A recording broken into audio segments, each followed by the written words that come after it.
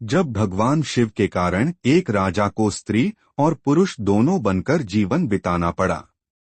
पौराणिक कथाओं में न केवल सृष्टि के निर्माण से जुड़ी गाथाएं हैं, बल्कि मानव जाति और पशु के अस्तित्व से जुड़े भी कई दिलचस्प किस्से हैं। कुछ ऐसी ही एक पौराणिक कथा महादेव का है, जिसमें किन्नरों कैसे अस्तित्व में आए, इस बात का वर्णन है। क्या है यह पौराणिक कथा जानते हैं। किन्नरों की उत्पत्ति के बारे में की जानकारियां वाल्मीकि रामायण के उत्तरकांड में वर्णित है, लेकिन किन्नर का अस्तित्व कैसे शुरू हुआ, इससे जुड़ी एक दिलचस्प पौराणिक कथा भी है। कथा के अनुसार प्रजापति नाम के राजा के यहाँ एक पुत्र ने जन्म लिया, जिसका नाम राजा ने इल रखा। इल एक दिन अपना शौक पूरा करने शिकार पर निकले।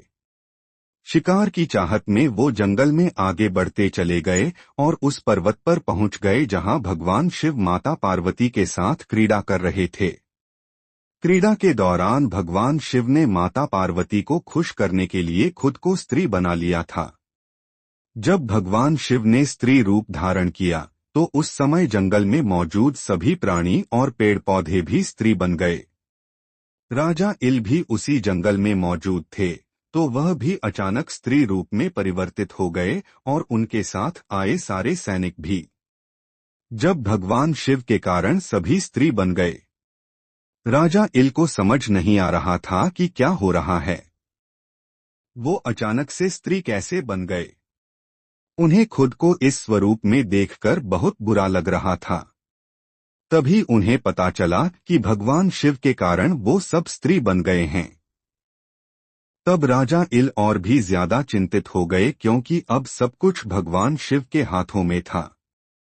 राजा इल डर गए और डरते डरते भगवान शिव के चरणों में पहुंच गए।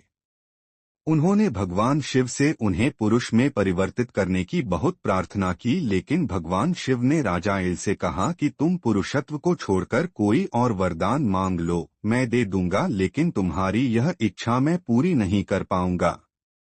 माता पार्वती से मिला किन्नर बनने का वरदान। राजा इल ने दूसरा वरदान मांगने से मना कर दिया और अब वो माता पार्वती को प्रसन्न करने में लग गए। जब उन्होंने माता पार्वती से अपना पुरुषत्व वापस लौटाने का वरदान मांगा, तो माता पार्वती ने कहा कि तुम जिस पुरुषत्व का वरदान चाहते हो, उसके आधे हिस्से के दाता तो खुद महादेव हैं। मैं तो सिर्फ आधा भाग ही दे सकती हूँ। लेकिन यदि तुम अपना आधा जीवन स्त्री रूप में और आधा जीवन पुरुष के रूप में व्यतीत कर सकते हो, तो मैं अर्धनारीश्वर होने के कारण तुम्हें आधा जीवन स्त्री और आधा जीवन पुरुष के रूप में जीने का वरदान अवश्य दे सकती हूँ। यदि तुम तैयार हो तो मुझे बता दो कि तुम कब स्त्री रूप में और कब पुरुष रूप में रहना चाहते हो। तब राजा ने काफी सोच विचार कर माता पार्वती से कहा, हे माँ, मैं 1 महीने स्त्री के रूप में और 1 महीने पुरुष के रूप में रहना चाहता हूँ। माता पार्वती ने यह आशीर्वाद राजा इल को दे दिया, लेकिन उनके सारे सैनिक स्त्री रूप में ही रहे।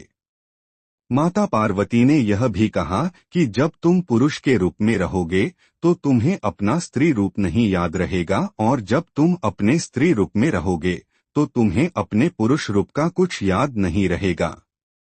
इस तरह राजा इल एक किन्नर के रूप में 1 महीने पुरुष इल और 1 महीने स्त्री इला के रूप में रहने लगे।